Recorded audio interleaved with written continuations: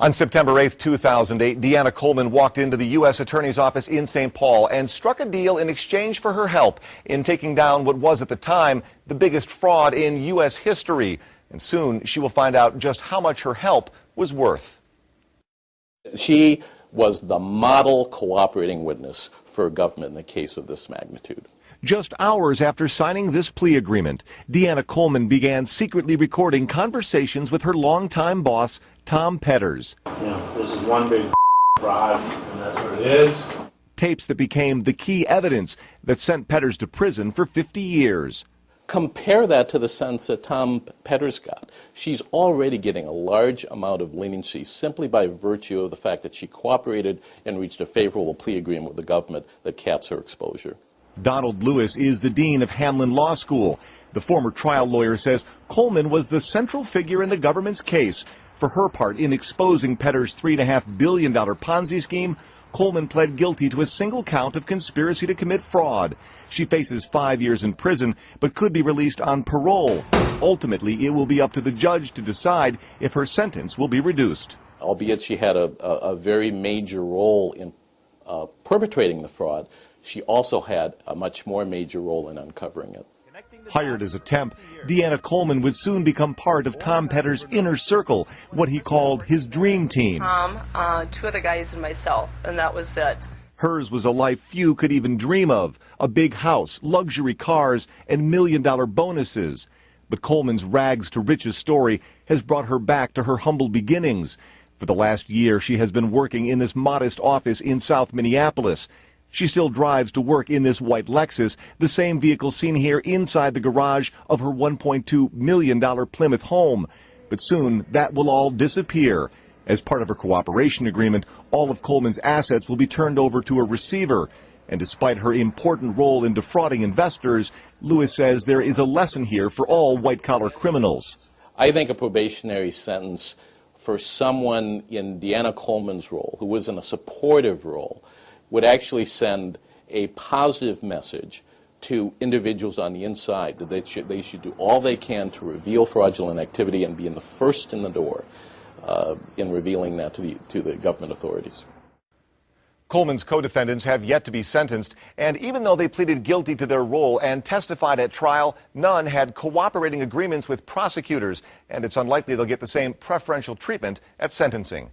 Bill Keller, Fox 9 News. Guilty on all counts. In just the last hour, jurors in the Tom Petters fraud trial have come back with a verdict. The 7-woman, 5-man jury got the 20-count indictment case last week. And we're going to go live right now to St. Paul, where some of the important players, including the attorneys involved, are speaking to the media. For their own use and benefit. Now, those are the end of my remarks, and at this time we will open it for any questions that you may have of the prosecution and investigation team. Were you surprised at how long it took? I'm going to turn this over to Mr. Dixon and Mr. Rank here for their remarks. Can you come close to the mic, please? Yeah, sure. Hi. Question was, were we surprised at how long it took? No, I wouldn't say we were surprised. It was a lot of evidence. It was a lengthy trial, 3.5 weeks, with a lot packed into it. And I believe that the jurors probably went through the evidence very, very carefully, looking at all the recordings, all the documents, and considering all the testimony. And really what it is a testament to the hard work of the law enforcement agents who gathered all the evidence in this case. I've never been so proud as to work with the folks right here from the FBI, the IRS, and the postal inspectors who put together a tremendous case, a tremendous amount of evidence that made the decision in the case inevitable after some hard work by 12 conscientious jurors. Can you comment on Deanna Coleman and the role she played and how perhaps the government depended on her? Would the government ever been made aware of this if it wasn't truly for Deanna Coleman? Clearly, she was the one that started the investigation on September 8, 2008. Ultimately, would the scheme have come to light? Probably, but we would not have been able to act as quickly as we did. We would not have been able to investigate with the full scope and force that we have here. We would not have necessarily been able to bring everyone to justice as we are trying to do. So she was a critical component. Do you believe Mr. Petters would have left the country before you got to him if it was not for Deanna Coleman? Clearly, we thought that he was a flight risk, which is why we sought his detention last October. Could somebody help us with sentencing from what to what is possible that the judge might do after the pre-sentence investigation? What's out there for him as a range? All I can say is that his statutory maximum sentence is 350 years based on the 20 counts of conviction. The sentencing guidelines will be determined after the probation office does a pre-sentence report, and we expect the guidelines to be somewhere in the neighborhood of 360 months to life. And what about the sentencing for those that pled guilty but testified for the prosecution? What's ahead for that? That's harder to say.